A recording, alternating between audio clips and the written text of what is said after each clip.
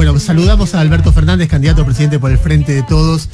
Alberto, buen día. Ernesto Tenemos te saluda. ¿Cómo te va? ¿Cómo te va, Ernesto? ¿Cómo andas? ¿Bien? Bastante bien, sí, por suerte bastante bien. ¿Ya repuestos? Y más o menos, sí, tratando de reponer, ¿viste? Cuando uno vuelve un día antes de lo que debe volver y ahí peleándola.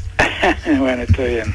Alberto, a ver, me parece que es un buen día para hablar un poquito de economía a partir del reportaje que Guillermo Nielsen ayer dio en Perfil, y que vos dijiste, bueno, es un tipo con el que tengo relación, pero no es mi referente económico, dijiste ayer por la noche. Sí, lo que dije exactamente es que el problema es que todos tienen como la urgencia de saber quién es mi referente económico. Yo con Guillermo soy amigo hace muchos años, y obviamente que lo escucho mucho.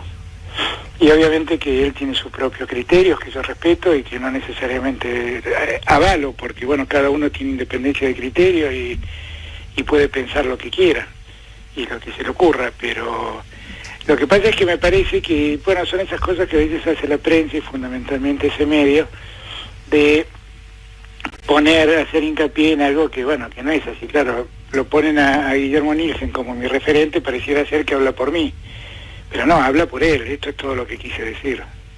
Está bien, pero a ver, hay dos niveles en el reportaje que a mí realmente me llamó la atención porque tiene la postura, una postura pro mercado muy activa y muy militante.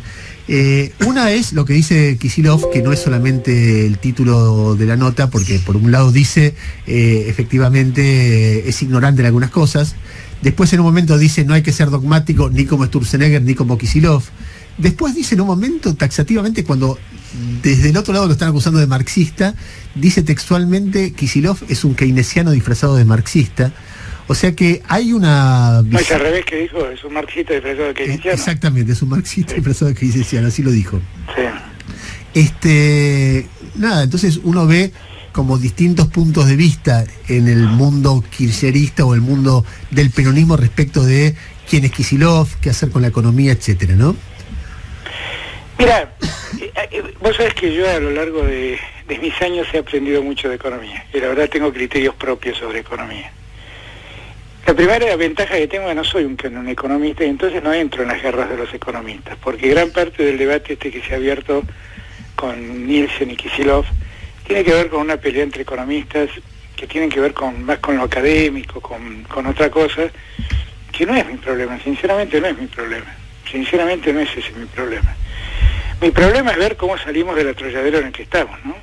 Donde tenemos una cantidad de pobres que todos los días caen en la pobreza como producto de estas políticas económicas. Ese es el verdadero problema que tengo.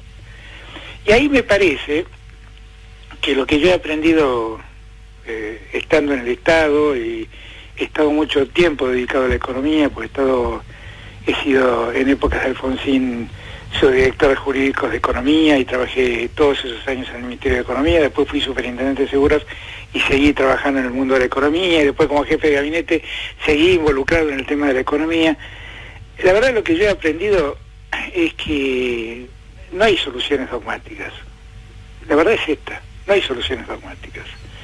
Las soluciones son siempre, frente al hecho concreto, ver cómo vos podés salir del atolladero en el que te somete la economía. El problema que tuvimos nosotros con Macri, precisamente, es que con Federico Sturzenegger tuvimos un dogmático al frente del Banco Central queriendo resolver el problema de la inflación a través de la moneda. Y el problema que tuvimos es que la inflación en Argentina no responde solo a un fenómeno de moneda. Y así llevamos 3 años y medio queriendo bajar la inflación, bajando el consumo, y la inflación no baja y la economía se destruye, porque la Argentina consume el 70% de lo que produce. Esto es lo que te pasa cuando pones a un dogmático al frente de la economía. Esto es lo que te pasa. Entonces, ¿qué es lo que creo yo? Que hay que salir de esos debates. Sinceramente hay que salir de esos debates. Está claro que el problema de la inflación no responde a un problema monetario. Tal vez el problema monetario lo agrave, pero no es centralmente el problema. Ahora, Alberto, de cualquier manera... Déjame que termine de darte una idea que por ahí me permite aclarar mejor lo que quiero decir. Hace muchos años, no tantos, algunos años atrás, cuando Pepe Mujica competía con Astori, viajé a Uruguay a verlo a Pepe, Astori me pidió verme, lo vi, y Astori me dijo ahí una una cosa que a mí me quedó grabado, porque me parece una de las mejores definiciones sobre economía en países como el nuestro. Le dije, ¿sabes lo que te pasa, Danilo? Que en esta competencia que tenés con Pepe, muchos te ven como un neoliberal. Y me dijo, ¿pero por qué un neoliberal? Bueno, por tu paso por economía. Y me dice, Alberto, vos sabés cómo es un Ministerio de Economía en nuestros países. Es lo más parecido a un taller de autos. Yo lo miré con cara de desconcierto y me dice, mirá, esto es así. A veces te entra un auto con un problema de carburación y para desarmar el carburador necesitas una llave de 3 pulgadas. Y después te entra otro auto con el mismo problema de carburación, pero para desarmar ese carburador necesitas una llave de 7 pulgadas. La verdad, para resolver el problema de carburación, tenés que usar la llave que más te sirva. Y la verdad me sirvió de mucho esa explicación, porque es objetivamente así. Hay veces donde tenés que dejar que el Estado funcione, que el Estado se meta, y hay veces donde tenés que dejar que el mercado funcione. Pero no es una cosa o la otra. Ahora, Fernández, ¿cómo le va? Buen día, Gustavo Gravia lo saluda. ¿Qué tal, Gustavo? Muy bien, por suerte, gracias.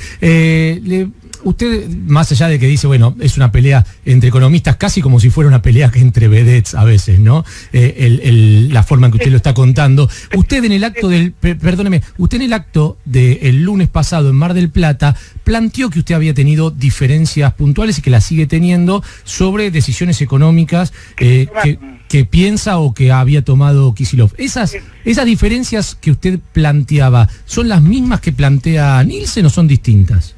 No, sí que plantea Nielsen, porque Nielsen hace medio un planteo ideológico. No es una discusión entre vedettes, es una discusión académica, es un poco mejor que eso, ¿no? Tampoco vamos a maltratar. Bueno, pero un poco de vedettes tienen. Bueno, qué sé yo, sí, pero digo, es una discusión un poquito más... Está bien, pero yendo al fondo del asunto que usted planteaba el lunes pasado, en aquel acto que usted tenía diferencias con Kicillof en materia económica. Siempre digo lo mismo y cuento lo mismo. Miren, yo he hecho muchas críticas a la economía de Cristina. De hecho, sigo diciendo hasta el día de hoy que dejó 3 problemas y que el problema que tenemos es que Macri las profundizó los problemas, no los resolvió. Con lo cual... ¿Qué son? ¿Qué déficit, inflación, pobreza? Es déficit, inflación y cepo en materia económica. La pobreza es una consecuencia. Déficit, inflación y cepo. Ahora, los 3 problemas los profundizó Macri. Los 3. El cepo lo resolvió eliminándolo, generó una devaluación que el primer año le hizo tener 40 puntos de inflación. Y resolvió el problema del cepo tomando deuda, y hoy tenemos una deuda que representa casi el 100% del PBI. Cuando recibió un país donde la deuda era del 35% del PBI. Entonces, no quiero hablar del déficit fiscal, que hoy es casi de 6 puntos. No quiero hablar del terrible ajuste que vemos que han hecho, hoy se conocen cómo ajustaron. Fíjense que el mayor ajuste se da en la obra pública, tenemos el mayor recorte de obra pública que ha habido, y se jactan de estar haciendo obra pública. Digo, pero bueno, no vamos a pasar por ahí el tema. No, pero quizá la pregunta del millón, y usted se va a enojar cuando se la haga nuevamente. Puedo estar, Gustavo, déjeme terminar la idea, porque si no, no termino. Está claro que yo tuve diferencias, está claro que las visiones que tenemos sobre lo que pasó no necesariamente son las mismas. Ahora, ¿con qué me encontré yo cuando lo conocí a Axel? Porque yo la verdad no lo conocí a Axel. Me encontré con un tipo muy abierto, muy franco, muy receptivo a las críticas. Muchas de las críticas que le hice me dijo, en esto tenés razón, pero mira, este era el escenario y en este contexto tenía el dilema de hacer esto u otra cosa. Y muchas veces me dio explicación de estas cosas. Yo lo que nunca diría de Kicillof es que es un ignorante, y tampoco diría que es un marxista. Es un pragmático de la economía, es un pragmático. Lo que pasa es que es un pragmático más atento a la situación de la gente que a la situación de los mercados. Y tal vez allí, y esto no es un descalificativo para nadie a Guillermo, a quien quiero, respeto y valoro, pero tiene que ver con un problema de formación. Uno es un economista más más pragmático, y el otro es un economista que vive en el mundo financiero. Esta es la diferencia. Es muy fácil de ver. Tal vez sea más pragmático, no sé, se me ocurre que Kicillof, si yo pienso en términos de visión general, me parece que Nielsen es un economista más pero esa es mi opinión, y Axel Kicillof es alguien que busca algo distinto en medio de la economía. Creo que tiene que ver con eso, me parece que tiene que ver con eso, no es alguien más, Nielsen, es un economista formado en el mundo financiero. Los economistas del mundo financiero tienen también una mirada diferente a los economistas con una mirada productivista. También pasa esto. Por eso cuando yo hablo de discusiones académicas, me refiero un poco a eso. Tiene que ver... Ahora, hay puntos, déjame una pregunta concreta. Cuando Nielsen dice, le preguntan qué haría Alberto, le dice, bueno, reforma laboral tiene que haber, porque con estas leyes no se puede seguir laburando. Bueno, pero es que en eso yo no estoy de acuerdo con él. Yo no estoy de acuerdo. Es decir, vos no querés que tenga que haber una reforma laboral. Pero te explico por qué. A mí me parece que tenemos otras urgencias. Viste, yo me pregunto cómo es esta historia de la Argentina, donde para que la Argentina progrese tenemos que sacar derechos. Yo esa parte no la entiendo. Y en este punto yo me paro en un punto, ¿no? En un tema. Mira, nosotros llegamos al gobierno con Néstor, con una economía que empezaba a repuntar tímidamente, pero que durante los 4 años y medio que nosotros fuimos gobierno, creció a un ritmo promedio del 8% anual. En esa economía existían estas leyes laborales y leyes aún peores que las presentes. Por ejemplo, existió una ley que establecía la doble indemnización. Si vos echabas a alguien, tenías que pagarle el doble de indemnización que lo que correspondía inicialmente. Así creamos 4,5 millones de empleos. ¿Eran las leyes laborales el problema? No, el problema era la economía. En una economía paralizada como la nuestra, todo es un enorme costo. Es un enorme costo el trabajo, es un enorme costo la luz, es un enorme costo el gas, todo cuesta mucho, porque no entra plata, porque no se vende. Entonces lo que tenemos que hacer es poner en marcha la economía y no priorizar el tema en una reforma laboral. ¿Qué reforma laboral con la cantidad de desempleados que hay?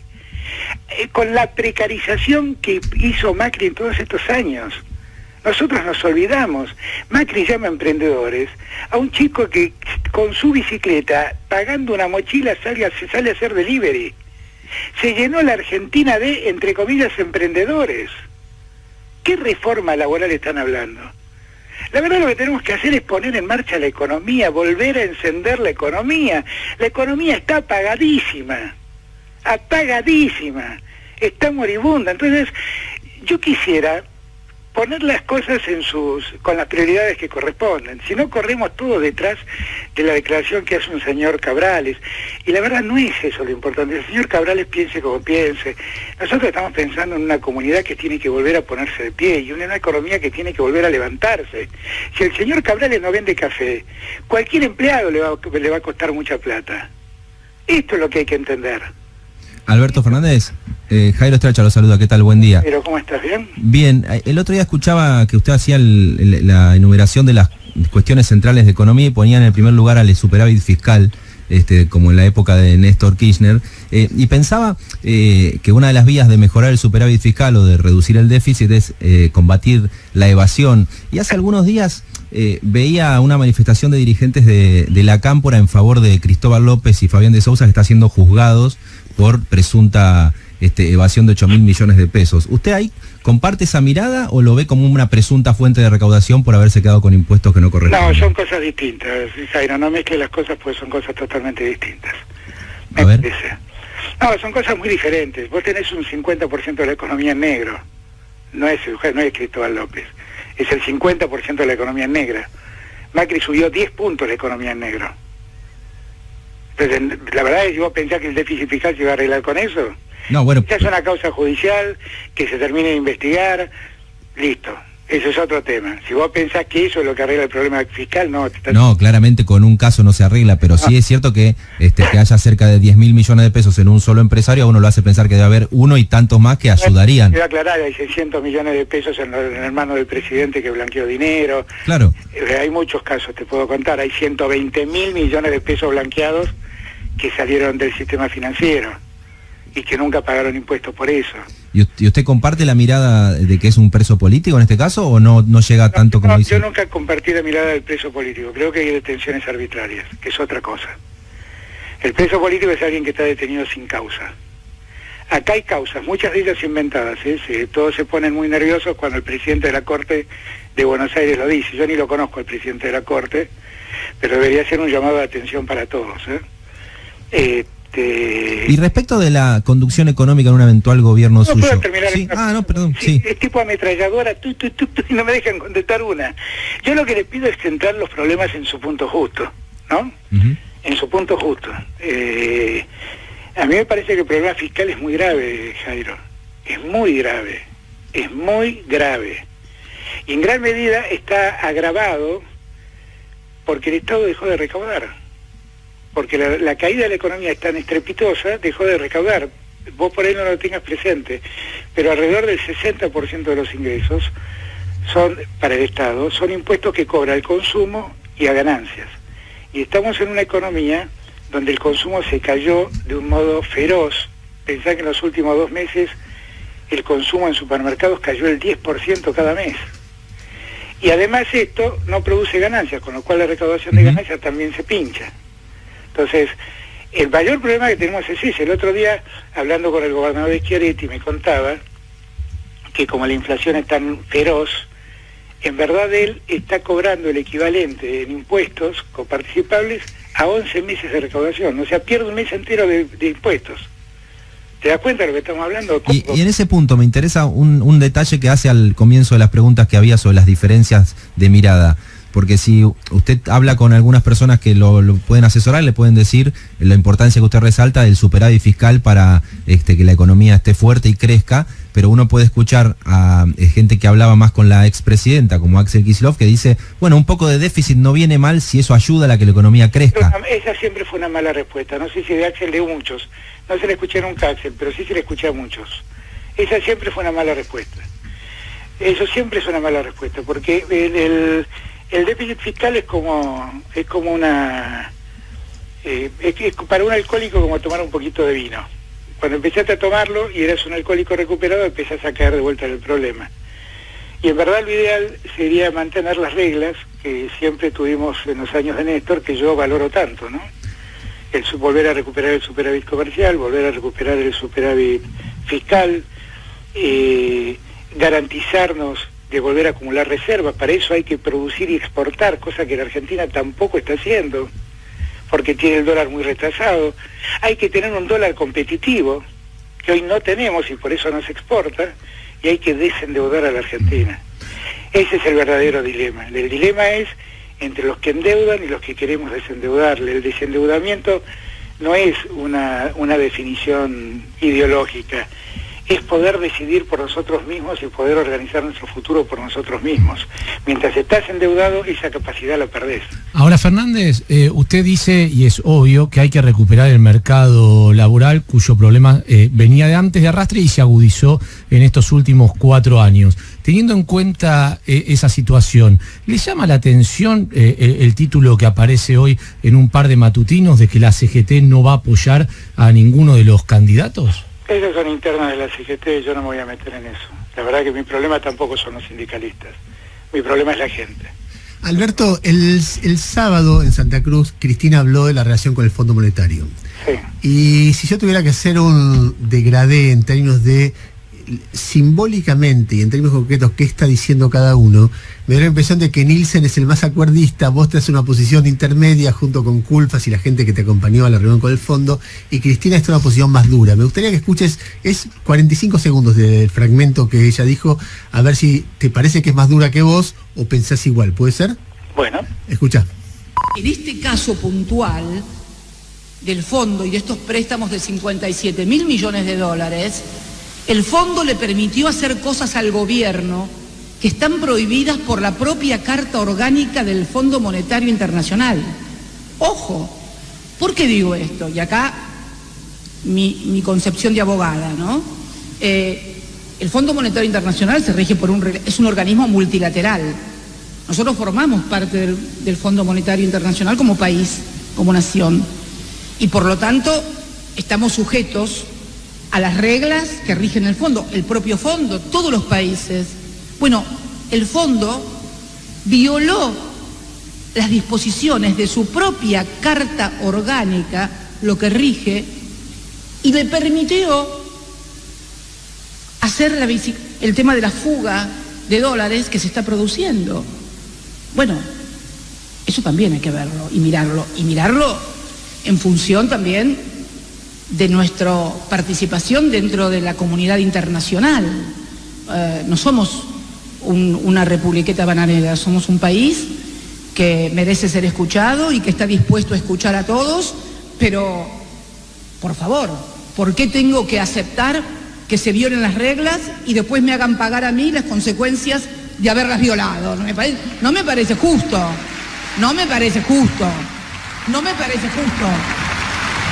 Y no hay que ser abogado. Bueno, ahí vos la escuchaste básicamente diciendo, en todo caso recurriremos a la comunidad internacional, pero es injusto que nos hagan pagar la deuda que contrajo Macri de esta manera, rompiendo la regla del fondo. ¿Vos estás de acuerdo con eso? Pero mira, con toda franqueza, Cristina está repitiendo lo mismo que dije yo en la reunión que tuve con Werner y que dice el comunicado que yo difundí, el comunicado de prensa que yo difundí cuando terminó esa reunión. ¿Qué le dije yo a Werner? Le dije, Werner, el artículo 6 de la Carta Fundacional del Fondo dice que los recursos del fondo no pueden ser utilizados para financiar fugas de divisas. El fondo dispuso un préstamo a la Argentina de 57.000 millones, que hasta este momento, de los que hasta este momento entraron 39.000. En el periodo en que se dispuso el crédito, hasta ese momento, entraron 39.000 millones y se fugaron 30.000 del sistema financiero argentino. Ustedes no están cumpliendo con el artículo 6. No están cumpliendo. Quedan 10.800 millones más por entrar de acá hasta que se vaya Macri. Yo les advierto, se los estoy dando por escrito y lo estoy haciendo público. Ustedes son corresponsables de esto, porque están defeccionando con una norma del Fondo Monetario Internacional. Todavía le hablé, le dije, yo soy abogado. Cristina está repitiendo mi comunicado, con sus modos, pero está repitiendo mi comunicado. Exactamente lo mismo. Y Werner me miró con mucha atención y le dije, ustedes pueden ser corresponsables de lo que está pasando. Se lo estoy advirtiendo y se lo estoy dando por escrito. Y el comunicado mío dice exactamente esto, que si vos querés después te lo mando para que lo veas. No, lo recuerdo. Pero dice exactamente lo mismo que está diciendo Cristina. Fernández, Sebastián Catalano, buen día. Una pregunta muy corta. Quería saber si usted antes de las PASO va a decir quién es el referente económico, su referente económico, el referente económico del espacio que representa. No voy a definir nada. ¿Sabes por qué? Porque si yo tengo que definir hoy quiénes son mis personas, las personas que me van a acompañar, voy a tener que elegir entre los que me acompañan. Y si a mí me llega bien y la gente me acompaña y deposita su confianza en mí, voy a poder elegir entre los mejores. Así que esperen que pueda tener a los mejores para disponer y punto. Sobre la campaña que se está haciendo para las PASO, está claro que el gobierno, como no puede golpear sobre su figura, porque usted en algún momento dejó el gobierno kirchnerista y fue crítico de muchas medidas, está golpeando claramente sobre un punto que es el presunto poder de la Cámpora en un futuro gobierno suyo. Y uno supone que si golpean ahí, lo dijo Pichetto, lo dice la actual gobernadora María Eugenia Vidal en todas las entrevistas que está dando, es porque supone que hay algún tipo de terreno fértil sobre cuestiones de la Cámpora que pueden separar a determinado electorado de esa agrupación. ¿Qué piensa usted al respecto? Que la verdad hay una gran demonización sobre la Cámpora, que si uno mira objetivamente, la Cámpora va a tener la mitad de los diputados que hoy tiene en el futuro, que todo es un gran juego de imágenes donde demonizan a la Cámpora injustamente, muy injustamente, y donde quieren sembrar un miedo donde no debe sembrarlo, ¿no? En verdad, la gente lo que le tiene que tener miedo es a Macri. La gente lo que tiene que tenerle miedo es a todos los dirigentes que acompañaron a Macri, entre ellos Vidal. La gente a lo que le tiene que tener miedo es a la deuda de la provincia de Buenos Aires, que en la gestión de Vidal se multiplicó por 2.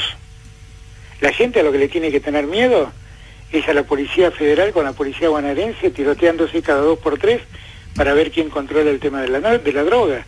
Y ellos dicen que han luchado contra la droga. Eso es a lo que le tienen que tener miedo. La gente a lo que le tiene que tener miedo es a un ministro de Defensa elogiándolo a Rico, diciendo que Rico, finalmente hizo una pavadita en épocas de Alfonsín. A eso le tiene que tener miedo a la gente, no a la cámpora. Y alguna, a ver, se puede pensar que había algunos discursos de referentes de la cámpora, qué sé yo, el Cuervo Larroque en su momento, o Tavis, que parecían tener un discurso medianamente hegemónico, le diría, para utilizar una palabra que se utiliza mucho desde hace unos años a esta parte. La tentación de, en el caso de que usted gane, se vuelva a tener ese discurso único. Sí, discurso hegemónico, un discurso único, perdón, sí. Entendí. Sí, esa tentación que puede estar latente, ¿usted cree que no existe? No, que han aprendido sobre algún error del pasado. Pero es que si hubieran querido avalar un discurso único, no me hubieran propuesto a mí nadie. Alberto, por último... Ahí, Gustavo, cuando me hacen estas preguntas, me pregunto si ustedes me conocerán a mí, porque la verdad es que yo he sido un gran enemigo de todo eso. Sí. Un gran enemigo, y lo sigo siendo. No es que ahora que me toca estar al frente cambie de oposición, ¿eh?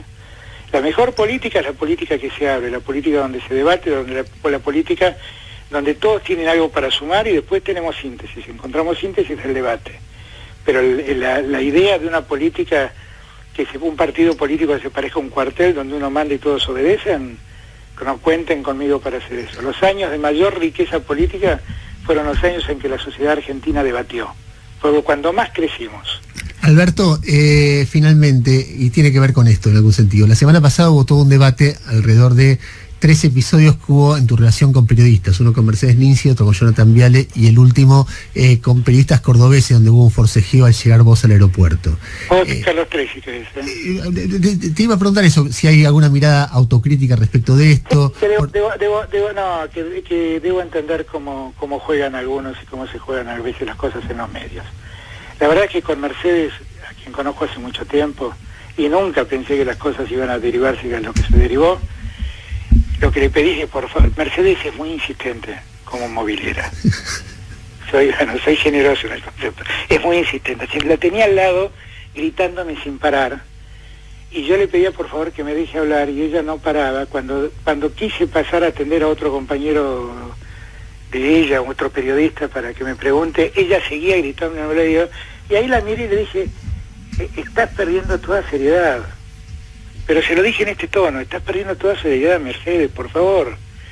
Tanto fue así, quiero ser franco, que algunos aplaudieron.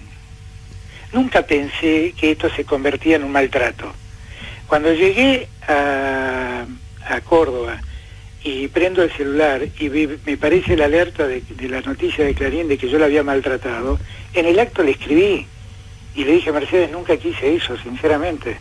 Solo quise llamarte a la reflexión y ella me agradeció, bueno, ya pasó. Digo, la verdad es que ahí se montó una historia que no existía y entiendo cómo funciona. Después con Jonathan, lo que me pasó es que es muy antipático esto, porque todos ustedes hablaron conmigo todo este tiempo y yo siempre me presté a lo que estamos haciendo ahora. Hablar. Yo quiero preguntarle a alguno de ustedes si yo alguna vez llamé por teléfono para que me entrevisten, o si alguna vez llamé y dije frente a la entrevista, por favor no me pregunten de tal cosa, no me pregunten de tal otra. Jamás dije eso. Jamás lo hice y jamás lo haría. Ahora, la verdad es que me pregunten por cosas que hacen otros, me cae muy mal. Y que me digan, bueno, lo que pasa es que en su espacio hay una persona que hizo tal cosa, o hay una persona que trató así a los periodistas, usted lo va a... Pero yo nunca lo traté así. Yo nunca hice eso. Y la verdad es que me parecen preguntas poco honestas, francamente lo digo. Poco honestas, porque a uno lo hacen contestar sobre la conducta del otro. ¿Qué dice? ¿Por qué no le preguntan al otro? No, me pregunten a mí, si yo no soy así. Y a ustedes les consta que no soy así. Finalmente, respecto del incidente de Córdoba, ese fue el más patético de todos. Porque salgo del avión, había un tumulto de gente, y yo caminaba en el medio del tumulto, mientras un señor con un micrófono que parecía ser de Telefe, me gritaba, ¿cuánto va a costar el dólar en diciembre? Y yo lo miré y dije, ¿a vos te parece que este es el momento para que me preguntes eso? Ese es el maltrato del periodista. Tanto es así que cuando salí de la reunión con Schiaretti, di de vuelta ahí en la explanada de la Casa de Gobierno cordobesa una conferencia de prensa, estaba el señor Etti y me pidió disculpas por lo que había pasado. Ahora, de todo eso le ha servido al Diario de la Nación para decir que estoy estresado en la campaña. Yo no sé la verdad si está estresado o no, Fernández. Lo que pasa que cuando usted dice, bueno, ¿por qué no le preguntan al otro o hablan siempre sobre el otro? Es que el otro es probablemente la figura política más convocante. Uno lo ve cuando hace actos y es su candidata a vicepresidente. Cristina la es, Gustavo, Cristina la es, pero también Cristina sabe que cuando tuve diferencia con ella puse los puntos sobre las IES. Está bien, pero usted sabe que es inevitable siempre que se le pregunte sobre su candidata a vicepresidente, teniendo en cuenta la centralidad que ella tiene, no solo, digo, sobre la fórmula, sino sobre este país en general en la parte política. Yo lo entiendo. Pero no me preguntes sobre cosas que precisamente yo marqué diferencias con Cristina. Alberto, déjame decir simplemente para cerrar, igual mi opinión acá no importa, en todo caso vale tu mirada sobre esos episodios. Y los periodistas, el periodismo es un fenómeno de muchas caras, de muchas cabezas, muy anárquico, que a veces pregunta bien, a veces pregunta mal, etcétera. Y parte del rol de un líder es medirse con ese desafío. Si uno se mide en 3 hechos puntuales, de manera como tiene 3 hechos como gestos destemplados respecto de esto, y sobre todo participando vos de un espacio que por mucha gente independiente dice, che, ¿qué onda con el periodismo? Hubo mucho conflicto, ¿cómo sigue esta historia? Y aparece esto, ¿no? A mí me parece ilógico que diga, che, ¿qué pasa con Alberto Fernández? Finalmente, ¿es más de lo mismo o no es más de lo mismo? No me parece que sea una operación, me parece que forma parte de un debate. No, pero yo te creo esto, pero yo el debate que ustedes plantean, yo lo veo como un debate honesto. Y todo lo que ustedes me están preguntando, yo lo siento como preguntas honestas, no lo siento de otro modo. Pero déjame decir que de ahí a decir que yo sufro un estrés de campaña, hay una diferencia, ¿no? O que se te hace fácil la cadena, dijo Sirvén ayer. Claro, digamos que hay una diferencia, ¿no? A mí no, justamente si hay algo que no se me sale es la cadena. Yo lo que pregunto es, mira, al lugar donde voy, me siento y doy una conferencia de prensa sin condicionamientos. Todo el que quiere preguntar puede preguntar. Todos. Lo que sí también es cierto, y no esperen que lo sea, es que yo sea un político, que yo deje de ser un político y me convierta en un producto de la comercialización de la política. Yo no voy a hacerme un coaching, yo sé lo que pienso, yo sé lo que creo, yo creo saber cómo comunicarlo y no voy a entrar en las reglas que me piden. Porque para si quieren tener un presidente coachado, ahí lo tienen a Macri, que repite los discursos que le escriben sin saber lo que está diciendo. Yo sé lo que digo, aunque a veces lo digo de un modo más destemplado, si quieren. Bueno, será mi condición humana, simplemente. Pero no es más que eso, Yo he respetado siempre a todos y siempre he hablado con todos. Y lo que pido es, de todos, un mínimo de honestidad a la hora de hacer los análisis. Simplemente, es lo que pido. Pero bueno, lo que sí creo... Ernesto, es que aprendí, ¿viste? Se va aprendiendo. Yo ya sé también que tengo que lidiar con estos bueyes, así que lo haré así. Tendré que arar en esta realidad, tendré que tirar con mis bueyes en esta realidad, tendré que lidiar con esto, pero aprendí. Y Alberto, ¿sentís? No esperen nunca más que salga de un edificio y de una conferencia. Alberto, ¿sentís que es parte de ese aprendizaje algunos errores de cuando era jefe de gabinete? No sé, la salida de Pepe Liayev de Radio Nacional. O... Eso, mirá, tengo un libro que me dedicó Pepe Liayev un mes antes de irse. Y me pone en el libro, gracias por la libertad que tuve para opinar todo este tiempo. El problema con Pepe Liayev lo expliqué 1000 veces, fue otro. Yo no quiero hablar porque ya no está Pepe, pero fue otro. Fue un contrato ventajoso para él, que no podía seguir durando en la Radio Nacional. Fue todo lo que pasó. No quiero hablar porque él no está y no quiero hablar, pero no fue la historia como se contó. Alberto, te agradezco la deferencia de habernos atendido. No sé si vos querés cerrar la nota de alguna manera. Gracias. Bueno. Gracias a ustedes. Bueno, volvemos a hablar. Gracias. Hasta luego. 9:22 de la mañana, Alberto Fernández, candidato presidencial del Frente de Todos, en una nota extensa con muchísimas definiciones aquí en la mañana de Radio con vos. Me imagino cantidad de títulos que yo iba viendo, iba escuchando mientras él hablaba. Bueno, después los colegas, cada uno definirá de qué manera titula. 9:22, 9 grados 6. Seguimos juntos.